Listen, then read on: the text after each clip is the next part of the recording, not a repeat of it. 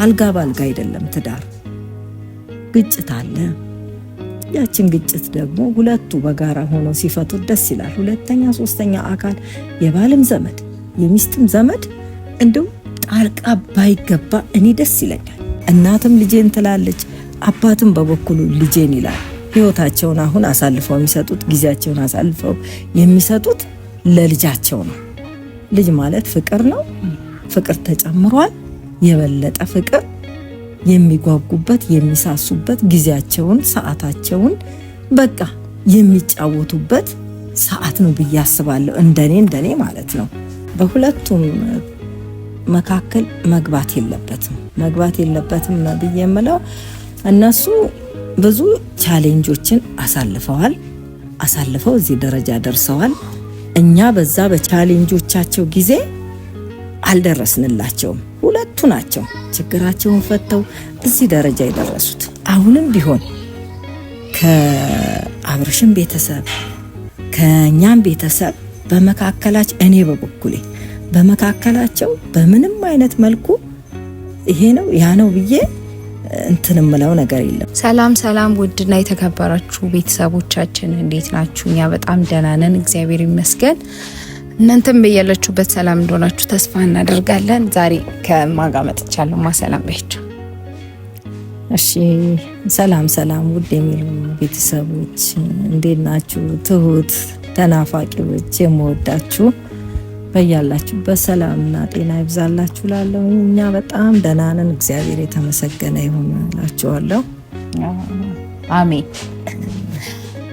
ቤተሰብ እንግዲህ ሰሞኑን ያው ማለት ብዙዎቻችሁ እያወራችሁ ነው፣ ብዙዎቻችሁ እየተናገራችሁ ነውና ለእናንተ መልስ እንዲሆን በዚህ ጉዳይ በዚህ ርዕስ መታጣቀም እንድትገባ አንፈልግም። በተለይማ ነገር ግን ወላጅ የለም ወይ ቤቱ በዚህ ናክል እንትን ሲሆን እንደዚህ ሲሆኑ ልጆቹ ይሄን ናክል ነገር ሲፈጠር ወላጅ የለም ወይ ቤተሰብ የለም ወይ ትልቅ ሰው የለም ወይ ያላችሁ የነበራችሁ በጣም ብዙ ልጆች አላችሁ። እኛም ማውቀን ነው ዝም የምንለው። ከሌሎች ልጆች ጋር እናውራ እንጂ ከፋሚሊ ጋር በእንዲህ አይነት ጉዳይ ማውራት ብዙ ነው እነሱም ፈቃደኛ አይደሉም። ለምን እኛ በማንም ትዳር ጣልቃ መግባት አንፈልግም ብለዋል። እነማም ሩትም ከዚህ በፊት ተናግራለች። እንትን በቃ ራሴ እፈታዋለሁ ችግሩን ራሴ እወጣለሁ ብላለች። ስለዚህ እኛ በዛ ጉዳይ ውስጥ መግባት አንፈልግም። ነገር ግን ምንድነው ነገሮች ከቀን ወደ ቀን እየባሱ ሲመጡ ያው ዝም አትሉ፣ ቤተሰብ ናችሁ። ፕላስ ኦዲየንስ የብዙ ልጆች ጥያቄ ያለ ለነዛ መልስ እንዲሆን ማን ሳናግራት በቃ እኔ ለኦዲየንስ መልስ መስጠት ስላለብኝ ነው ብላ ነው ዛሬ የመጣችው። ምንድነው እሱ ልጆች ናቸው፣ በእነሱ መሀል እኛ አንገባም። እንደዛ ነው የምትለው። አሁንም የማማቋም እንደዛ ነው። ለምን ሰውና ሰው አይደለም እግርና እግር ይጋጫል። ስለዚህ ተጋጩ፣ ችግራቸውን በራሳቸው መፍታት የሚችሉ ልጆች ናቸው። ከቻለን መምከር እንጂ ገብተን እንዲህ ነው እንዲያ ነው ብለን እሱን መቆጣት አንችልም። ለምን ለሁለቱ እኛ አሁን ለነሱ እንደ ባለትዳር ስትሆኚም ባልና ሚስት አለ አይደል? ለነሱ እኛ ትርፍ ነን። ሁለቱ ተነጋግረው ችግራቸውን መፍታት ይችላሉ። ከነሱ በላይ እኛ አንቀርባቸውም ለሁለቱም አይደል? ስለዚህ እንደዛ ስትልማ መጥቼ ለእናንተ መልስ መስጠት አለብኝ ብዬ ስላሰብኩኝ የምታወራው ነገር ስላለ ለዛ ነው ዛሬ እፈልጋችኋለሁ አንቺም ፋሚሊዎችሽን ብላ የመጣችውና በዚህ ነገር መግባት አትፈልግም። እስካሁን አልገባችም፣ ከዚህም በኋላ መግባት አትፈልግም። ነገር ግን ለኦዲየንሶች እየጠየቁ ያሉ ብዙ ኦዲየንሶች ስለነበሩ ለነሱ መልስ እንዲሆን ብላ ነው ዛሬ ልትናገር የመጣችው። ያውማ እየተፈጠረ ያለውን ታውቂያለሽ። ብዙ ልጆች ደግሞ ያው አይተሻል፣ ወላጅ የለም ወይ ትልቅ ሰው የለም ወይ ገብታ ያስታርቅም ወይ ምናምን የሚል በጣም ብዙ ሰው አለና እኛም መልሰናል። ግን በይበልጥ ደግሞ እናንተ ስትናገሩ ከእናንተ አፍ መስማት የሚፈልጉ ብዙ ልጆች አሉ። ለዛም ነው። አዎ ልክ ነው። ወላጅ አለ። ወላጅ ደግሞ በሁለቱም መካከል መግባት የለበትም ነው ብዬ የምለው። እነሱ ብዙ ቻሌንጆችን አሳልፈው እዚህ ደረጃ ደርሰዋል። እኛ በዛ በቻሌንጆቻቸው ጊዜ አልደረስንላቸውም። ሁለቱ ናቸው ችግራቸውን ፈተው እዚህ ደረጃ የደረሱት። አሁንም ቢሆን ከአብርሽም ቤተሰብ ከኛም ቤተሰብ በመካከላቸው እኔ በበኩሌ በመካከላቸው በምንም አይነት መልኩ ይሄ ነው ያ ነው ብዬ እንትን እምለው ነገር የለም። ግን እኔ የምሰጠው ነገር ቢኖር ከራሴ ትዳር ምን አይነት እንደሆነ ከራሴ እንትን የማስተምራቸው ነገር ይኖራል ብዬ ነው የማስበው። ትዳር ማለት ቀላል ነገር አይደለም። ብዙ ውጣ ውረድ አለ። ዘለው እንደገቡት ዘለውን መውጣትን የሚከብድ ነገር ነው። ትዳር ከባድ ነው። አሁን ደግሞ በእነሱ ህይወት መካከል በሁለቱ ህይወት መካከል ሌላ ፍሬ አዲስ ህይወት መጥቷል። ከራሳቸው ይልቅ ደግሞ ልጄን የሚሉበት ጊዜ አሁን ነው ብዬ አስባለሁ። ከዛ በኋላ ያለው ነገር ሁሉ ትኩረታቸው ወደ ልጃቸው እንጂ የራሳቸውን እንትን አይመለከቱም። ልጄ ነው። እናትም ልጄን ትላለች፣ አባትም በበኩሉ ልጄን ይላል። ህይወታቸውን አሁን አሳልፈው የሚሰጡት ጊዜያቸውን አሳልፈው የሚሰጡት ለልጃቸው ነው። ልጅ ማለት ፍቅር ነው። ፍቅር ተጨምሯል። የበለጠ ፍቅር የሚጓጉበት የሚሳሱበት ጊዜያቸውን ሰዓታቸውን በቃ የሚጫወቱበት ሰዓት ነው ብዬ አስባለሁ። እንደኔ ማለት ነው። እና በትዳር ውስጥ ብዙ ነገሮችን አሳልፈን ነው እኛም ለዚህ ደረጃ የደረስነው። አልጋ ባልጋ አይደለም ትዳር። ግጭት አለ። ያችን ግጭት ደግሞ ሁለቱ በጋራ ሆነው ሲፈቱት ደስ ይላል። ሁለተኛ ሶስተኛ አካል የባልም ዘመድ የሚስትም ዘመድ እንደው ጣልቃ ባይገባ እኔ ደስ ይለኛል።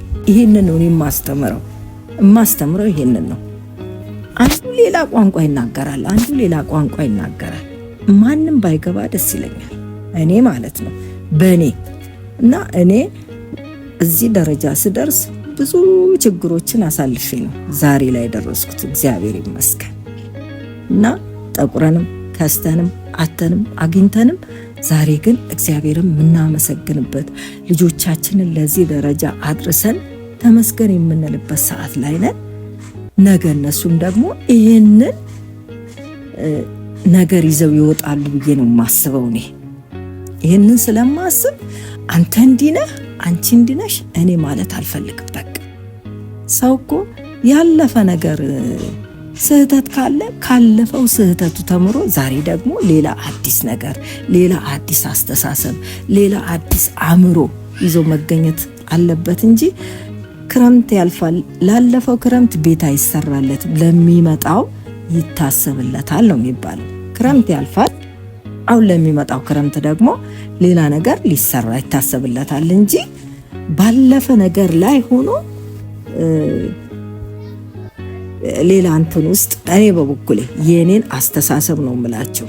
ያለፈ ነገር ይዘን ላለፈ ነገር አንጨቃጨቅበትም።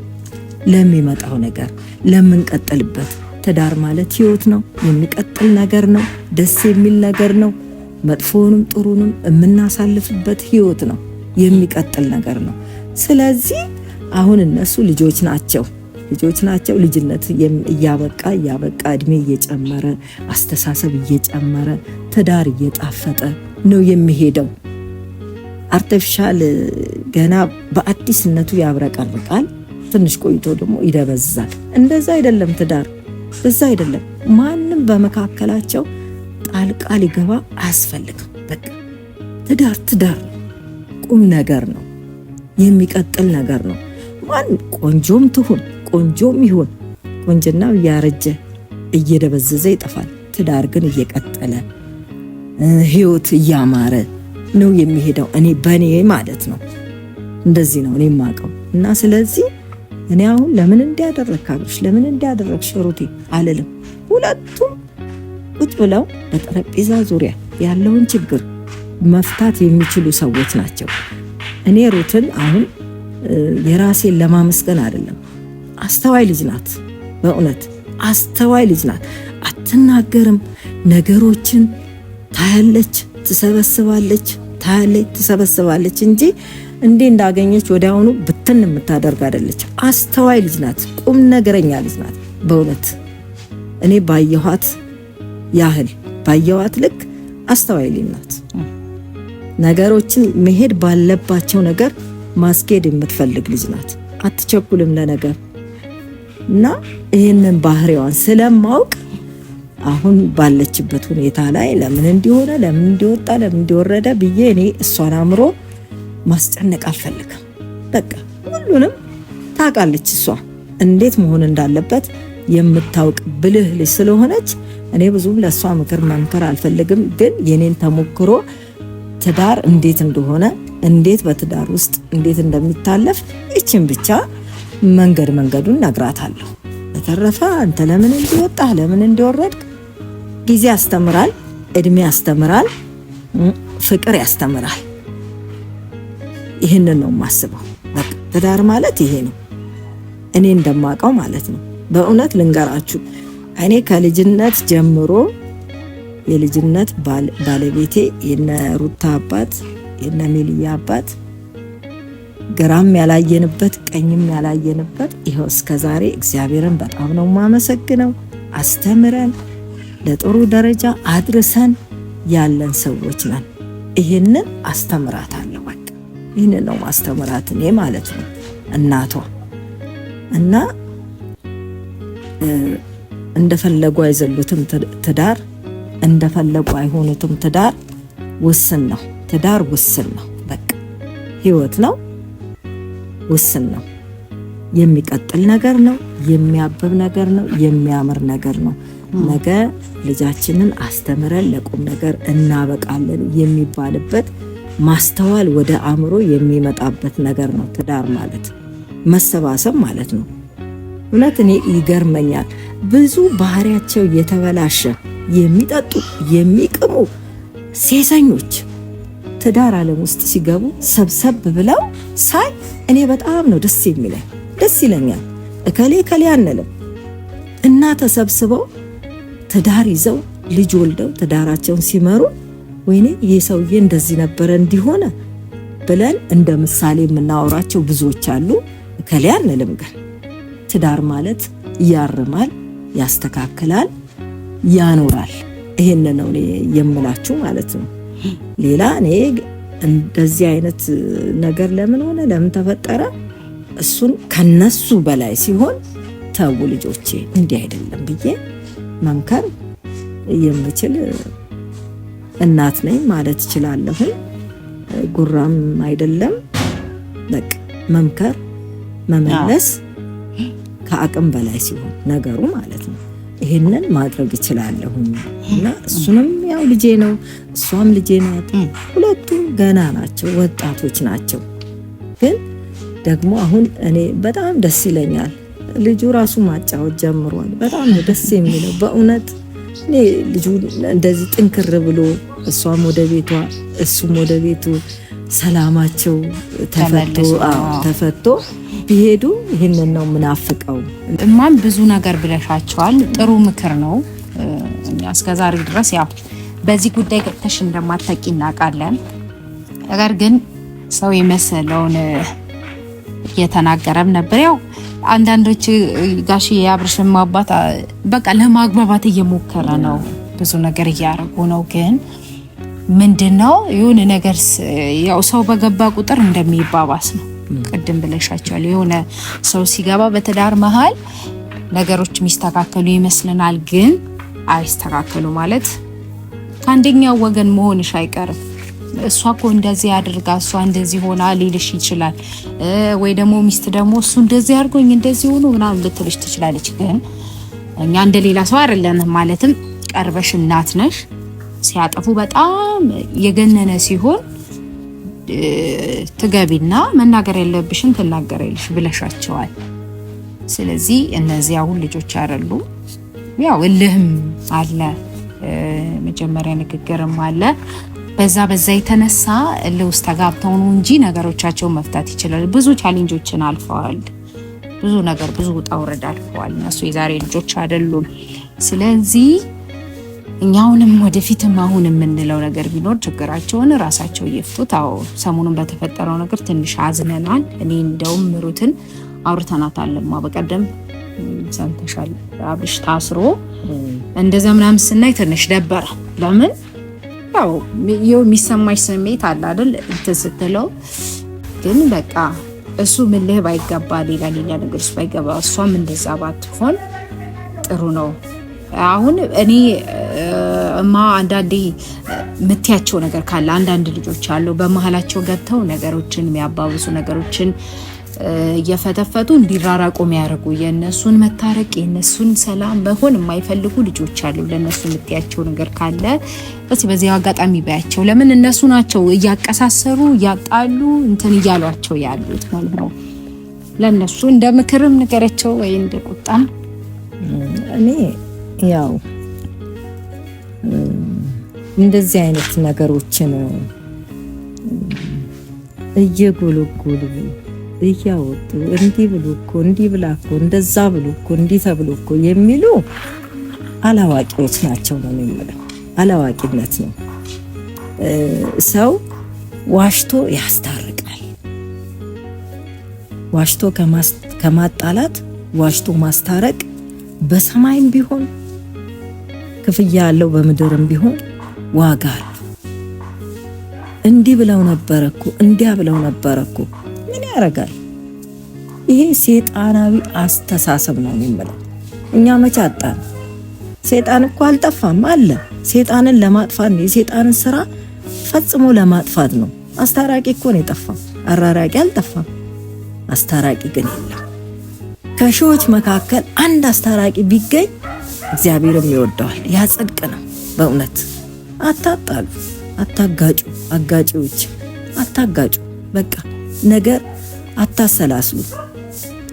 እነሱ ብዙውን ነገር ሲያሳልፉ ብዙውን ነገር ሲወጡ ከዚህ በሄዱበት ጊዜ እኮ ብዙ ችግር አጋጥሟቸው ሊኖር ይችላል። ያንን ችግር ማን ነው ቀርቦ ይፈታላቸው? እራሳቸው ናቸው። ብርቱነታቸው፣ በእውነት ፍቅራቸው ይሄም ቀን ያልፋል ብለው ሊሆን ይችላል። እኔ አጠገባቸው ባልሆንም እችም ቀን ታልፋለች ብለው ሊሆን ይችላል። ዛሬ ደግሞ እንዲህ በፍቅራቸው ላይ እንደው ለበቀል የምትነሱ ካላችሁ እግዚአብሔር ይገስጻችሁ ነው። በእውነት ማስተዋል ይስጣችሁ። በቀል የሰይጣን በቀለኞችን እግዚአብሔር ያጠፋል። ለምን ተፋቀሩ? ለምን ተዋደዱ? ባገኙት ነገር እንኳን የምትቃጠሉ ብዙዎች አላችሁ። ብዙዎች እረፉ። ምንም አይጠቅምም፣ ምንም አይጠቅምም። ቀናተኞች፣ ምቀኞች ይጠፋሉ። ቀኖች ግን ነገራቸው እየጨመረ እያበበ ይሄዳል። ልንገራችሁ፣ እኛ ተዋልደናል፣ ተዛምደናል፣ ስጋ ሆነናል። በቃ አታቃጥሩ። እስቲ ስራ ስሩ ከምታቃጥሉ። በእውነት አቃጣሪ ክፍያ የለውም። እስካሁን ደግሞ የነገረኞች ካምፓስ አልተከፈተም። የትም ሀገር ብትሄዱ የእውቀት ካምፓስ ተከፈተ እንጂ የወሬኞች ካምፓስ አልተከፈተም። ወሬ ይቅር፣ ማቃጠር ይቅር፣ ነገርን ከወዲያ ከወዲህ ማባባስ ይቅር። በቃ እስቲ ለሰላም ተነሱ። ምድሪቱ የተጠማችሁ ሰላም ነው። አገራችን ያጣችሁ ሰላም ነው። ለሰላም ተነሱ። በቃ ይሄንን ነው የምላችሁ ወጣቶች። ወጣት ደግሞ ብዙ ነገር ይጠበቅበታል። ምንድነው ወሬ ከማውራት መስራት፣ መነሳት። በቃ የሚያሳድገን እሱ ነው። መቼ እናድጋለን? ምቀኝነት እያለ ሀገራችን ሌላ ሀገር ስራ ፍለጋ እንሄዳለን። ስራ እዚህ እያለ ለምን አንዱ ሲነሳ አንዱን ለማጥፋት ለምን አገኘ ለምን እሱ እንዲሆነለት ለማለት ሺዎች አለን። በርታ የምንል ግን አንድ የለም። ይሄንን ነው የምላችሁ። ይቅርባችሁ። የወጣት አእምሮ ብዙ ነገር ያስባል፣ ብዙ ነገር ማኔጅ ያደርጋል። ለስራ ተነሱ፣ ለእውቀት ተነሱ። ለወሬ ግን ይቅርባችሁ ነው የምለው። ይሄንን ነው የምናገረው፣ ምክር የምሰጣችሁ። ያው ቤተሰብ ብዙ ነገር ማለት መክራን አለች። እኛ እንደ ልጅ መስማት ከቻልን ነገሮችን በቅንነት መቀበል ከቻልን ዛሬም ቢሆን ሁሌ እንደመከረች ነው፣ ጥሩ ትምህርት እንዳስተላለፈች ነው። ስለዚህ ፋሚሊ ነገ እነሱ መታረቃቸው አይቀርም። መታረቃቸው ስለማይቀር የሆነ ክፉ ነገር የተናገራችሁ ዳር ትቀራላችሁ። ለእናንተም ትዝብት ነው አላችሁ። ከእጇ አበልታችሁ ከእጇ ጠጥታችሁ ካብርሽም እንደዛው። ግን በጎን ሴራ የምታሴሩ በጣም ብዙ ልጆች አላችሁ። ግን ለእናንተ ትዝብት ነው የሚሆነው። ስለዚህ ፋሚሊ ለእናንተ መልስ እንዲሆን ነው እማን ዛሬ ይዣት የመጣሁት ብያችኋለሁ። መጀመሪያም ያው ልትመክራችሁም ስለፈለገች መናገር አለብኝም ስላለች ነው። ይሄንን ካልናችሁ ይበቃችኋል ብለን እናስባለን። እንግዲህ ውሰዱት፣ ምክሩን ተጠቀሙበት። ይጠቅማቸዋል። የእናት ምክር ይጠቅማል እንጂ አይጎዳም። ስለዚህ ቤተሰቦች ይሄንን ነው የምንላችሁ። በጣም ነው የምንወዳችሁ፣ በጣም ነው የምናከብራችሁ የኛ ምርጥ ቤተሰቦች። ለዛሬ ይሄን ካልናችሁ ይበቃል አይደል? ይበቃቸዋል። አንዳንድ ልጆች ደግሞ ለእናትም ለአባትም አክብሮት የሌላችሁ ችግር የለም። እናንተ አከበራችሁም ሰማይ አንወጣም፣ አቀለላችሁም አንፈርጥም። ግን አክብሩ፣ ሰውን አክብሩ፣ ትሁት ሁኑ፣ ማስተዋል ይኖራችሁ ነው ምላችሁ። እና ቅናት ደግሞ ጥሩ አይደለም። ምቀኞች ይጠፋሉ፣ ቅናተኞች ያው አለጊዜያቸው ያረጃሉ ነው የምለው። አሁን ብዙ ሰዎች ላይ አለሁን በጣም የሚቀኑ የሚቃጠሉ ሰዎች እድሜያቸው ሳይደርስ ጸጉራቸው ይደርሳል፣ እሸት ያወጣል። ለምን? እኔ ካለ ነገር እንደው ምቀኝነት ያስጠላኛል። ሰው ባገኘው ነገር አልመቀኝም፣ ባህሪ ነው በቃ። እና አትቅኑ፣ በቃ ይቅርባችሁ። ቅናት ምንም አይሰራም። ይሄን ስላላችሁ ባልና ሚስት ተበጣጠው ገሃነም አይገቡ። እግርና እግር ጉልቻና ጉልቻ ይጋጫል። የተጋጨው መልሶ ይታረቃል። ህይወት ትቀጥላለች። በሰው ህይወት ውስጥ ገብታችሁ ግን አትፈትፍቱ ነው የምለው። በቃ ይሄንን ነው የምላችሁ። ወዳችኋለሁ፣ አመሰግናችኋለሁ። ጥሩ አስተያየት፣ ጥሩ መልካም ነገር ላላችሁ እግዚአብሔር እድሜና ጤና ይስጣችሁ ነው የምለው። መጥፎ አመለካከትም ላላችሁ ደግሞ እግዚአብሔር አእምሯችሁን ልባችሁን ብሩህ ያደርግላችሁ። ቤተሰብ እንግዲህ ይሄንን ካልናችሁ በቃል እናመሰግናለን። እንወዳችኋለን። ሰላም ቆዩ። ሰላም ሁኑልን።